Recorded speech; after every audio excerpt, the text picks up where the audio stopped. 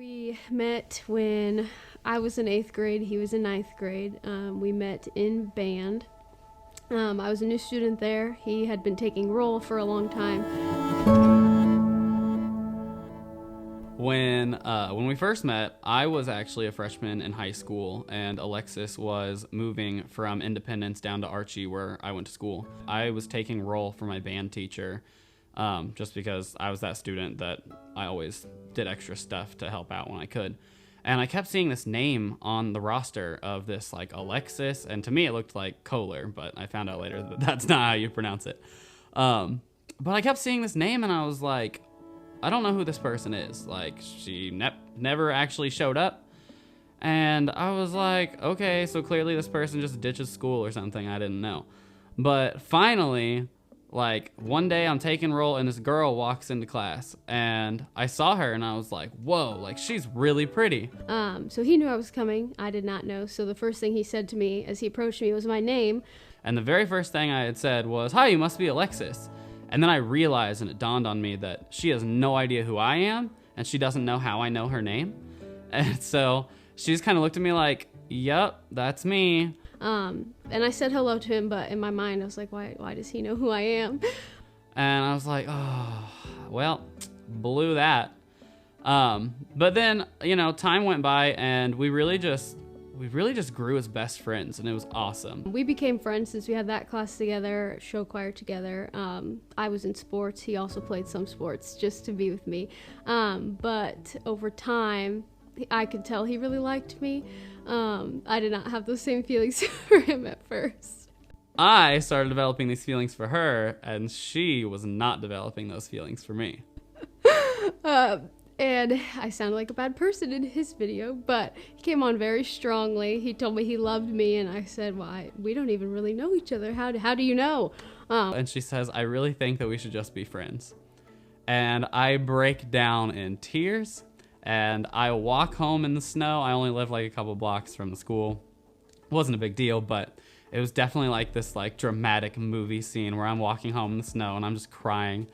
And months go by, and we're still friends. Like, it's fine. Nothing is just weird, but, like, I am still heartbroken over this. And I've later found out that, he had felt like God told him, so that makes sense to me now. Truly felt like God was telling me on that very first day when she walked into the band room, that's the girl. The one that you've been waiting for. You've had all these past relationships. None of them have worked out. That's her. That's the one you've been waiting for. So I wasn't giving up.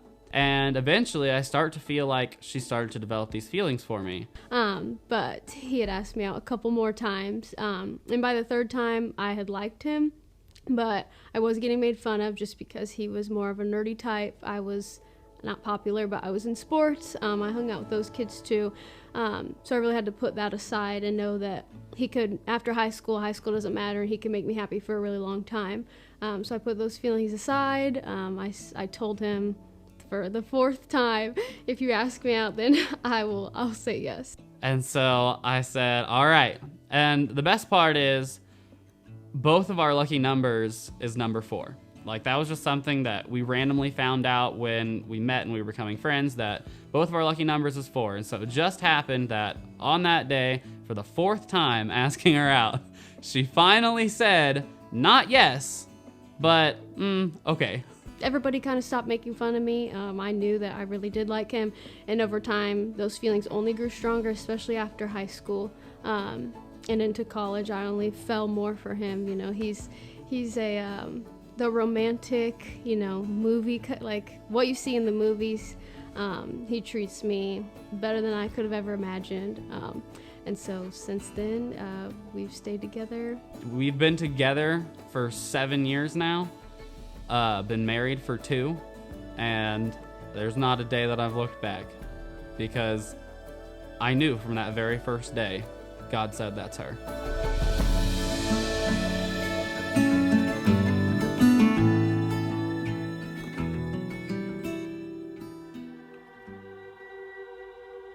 And about a year after we got married, I think, was we had a really rough time. He was working 2 jobs because he was student teaching, and you don't get paid to student teach. And we had bought a house, so he was gone all day. because he worked, at the middle school during the day and then worked at night, and then I also worked during the day. And finally, I feel like everything had kind of calmed down. He graduated college. He was looking for a teaching job. We both were just working, but the same schedule, so we could be home together. So everything was calming down, but that's when I started noticing differences within myself, my health. I wasn't sure what it was. We thought I was pregnant at first, just basing it off the symptoms. It was kind of a mixed emotional feeling because we were excited because, we had been talking about kids, but then, of course, there's this nervousness. But after a couple pregnancy tests, it turned out that wasn't it, and we weren't sure exactly what, so Alexys went to her doctor, and her primary care doctor said, no, it doesn't seem like anything's wrong with you. She, of course, had her take another pregnancy test, and it came back negative again. We wanted kids, but we were okay with not having them right that moment. But I knew something was wrong. I was told by a couple different doctors that nothing is wrong, that, women in their 20s, just their bodies change, but I didn't believe that for a second. I just knew that something was not correct. So I'd gone to 2 different doctors who told me they couldn't help me. The third doctor, the second time I had seen him, actually noticed that the right side of my neck was slightly swollen. He could barely even see it, but I remember he had me stand up and look in the mirror on the wall, and I could see it was so slight, but it was there.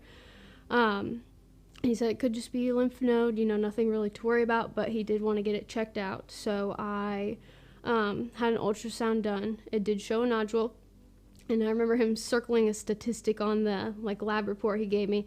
And of course, that's already a scary thing to hear, and you're like, oh my gosh, what does that mean?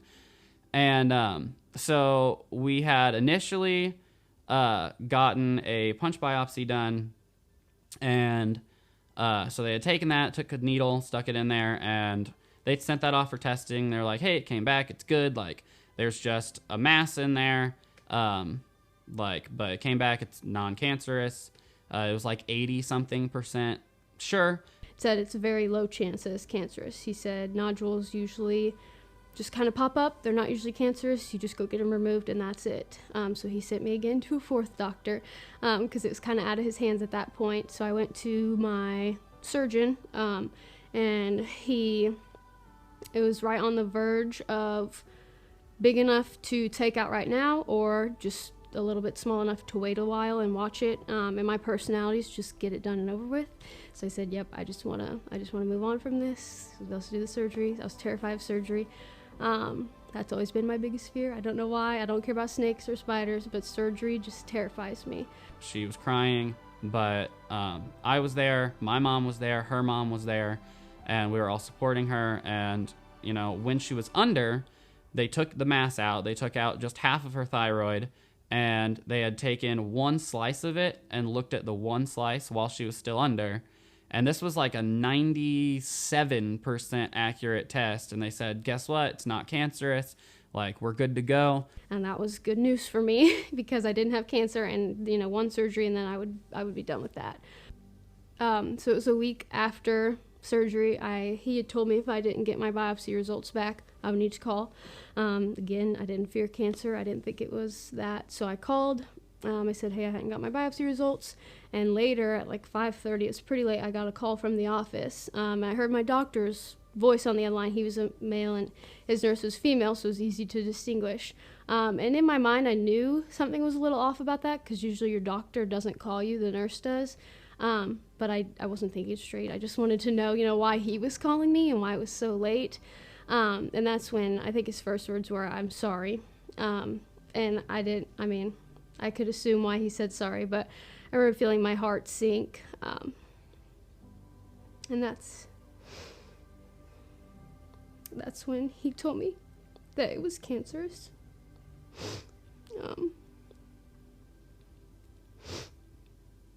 He said it was low grade, which was good.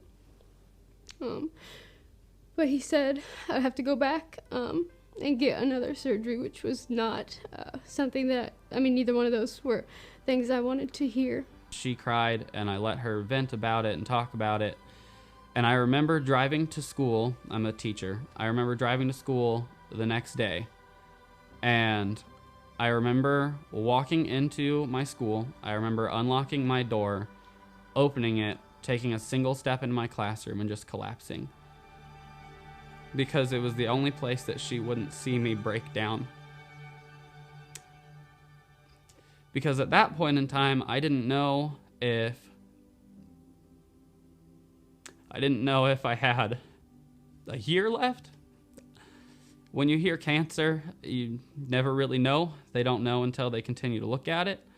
And so I had other teachers who surrounded me, and they lifted me up during this time because I knew that I had to be strong for her when I was home. And so being at school was the only time that I could allow that weakness to come out.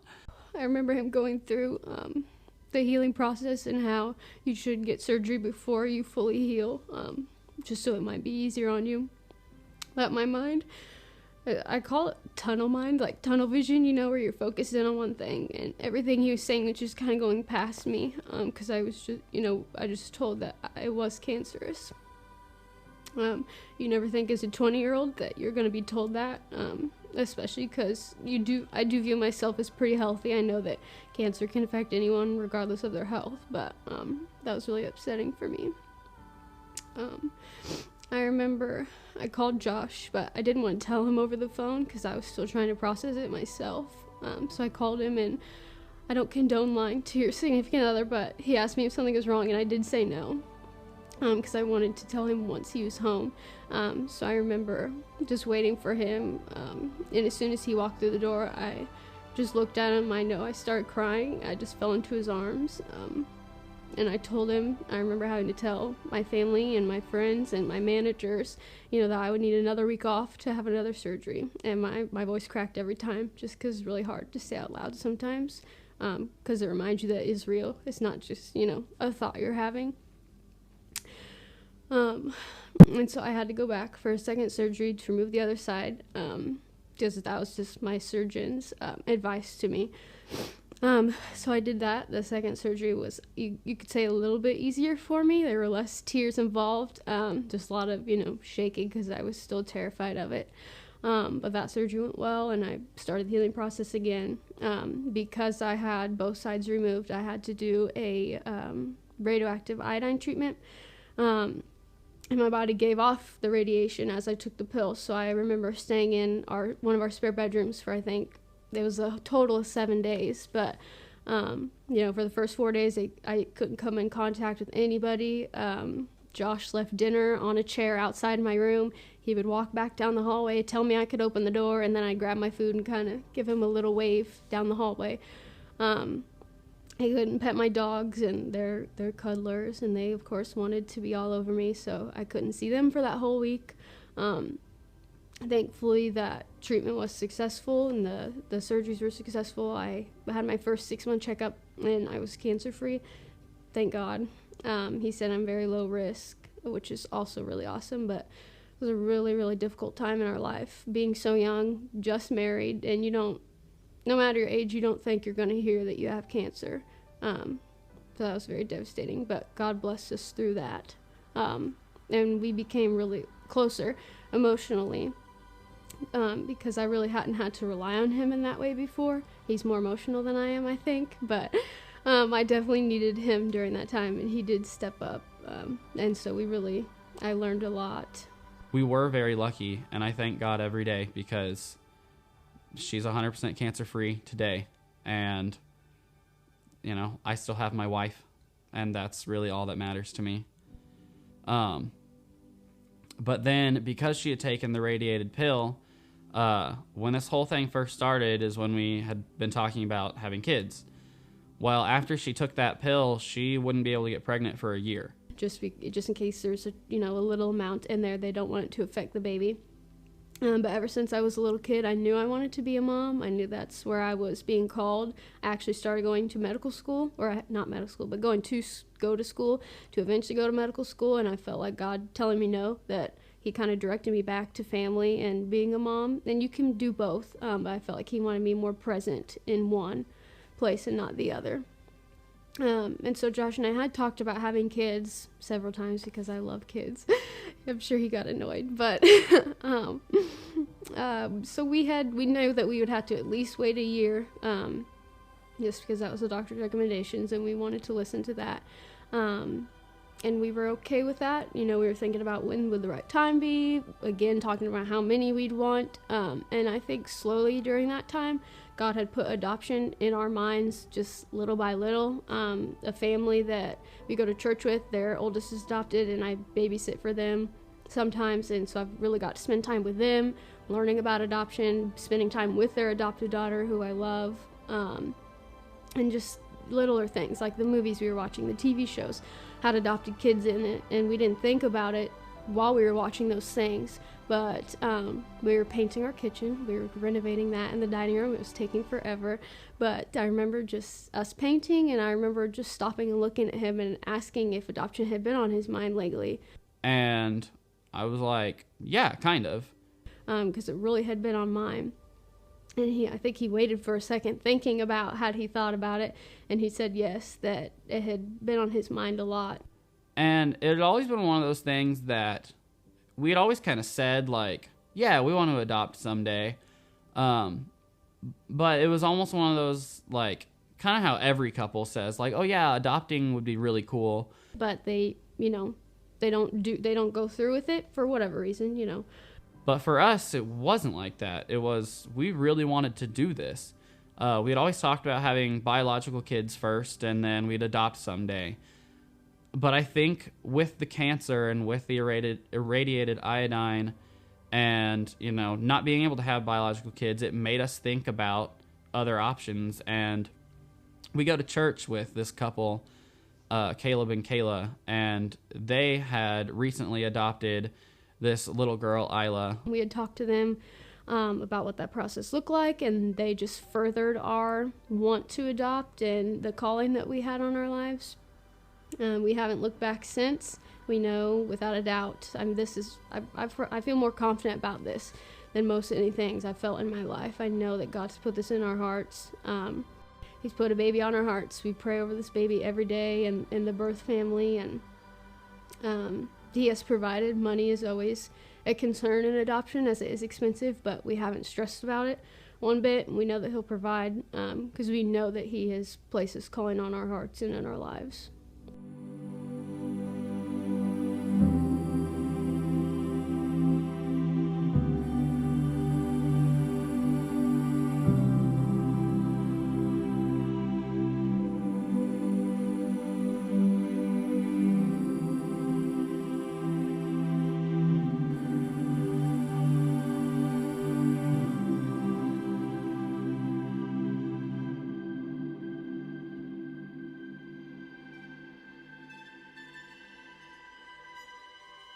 Hey, thank you so much for taking the time out of your day to watch this video. We know that time is such a precious and valuable thing, and we really appreciate that you find us, who may be complete strangers to you, important enough to take the time to listen to what we have to say and listen to our story. We're so excited to adopt and bring this baby home. We know that God's put a specific child out there, and from the beginning of time, that child's been meant to be in our family. A lot of people say money isn't everything, and it's not, and this baby is worth all the money in the world, but we do need help, as money is something that is required to adopt. So we're asking for your help. We can't wait to bring this baby home, and you're getting us one step closer to doing that. Yeah, that's a lot of people don't realize, but adoption costs anywhere between $30,000 to $45,000 when everything is all said and done, between paying for medical bills for the birth family and paying for lawyers and just everyone who is in that process. And we truly believe that God is going to provide that money, but we believe that He calls on other people within the church to reach out and help one another. And so that's why we decided to make this video, so that way we could reach out to you who are our brothers and sisters in Christ, and hopefully you're willing to listen to our story and help us bring our baby home.